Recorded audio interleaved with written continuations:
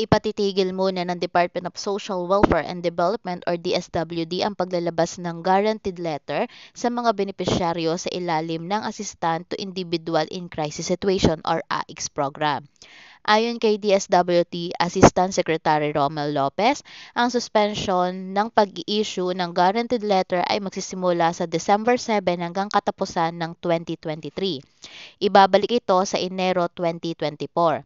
Kailangan aniya magsagawa ng taon ng liquidation ang ahensya alinsunod sa direktiba ng Department of Budget and Management or DBM.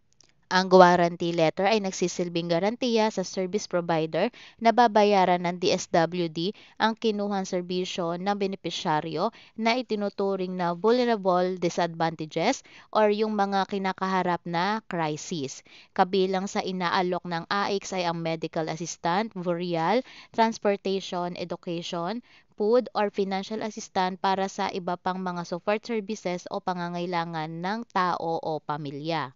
Ibibigay lamang ang guarantee letter sa mga ospital o punerarya na tumatanggap ng guarantee letter. Paliwanag ni Lopez sa interview sa Double BTV.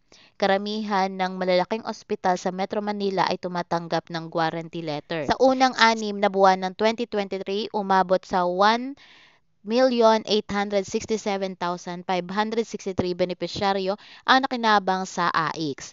Noong 2022, higit sa 5 milyon ang natulungan ng nasabing programa. Habang suspendido ang AICS, sinabi ni Lopez na tuloy pa rin ang pamamigay ng cash assistant ng ahensya sa mga kwalipikadong benepisyaryo.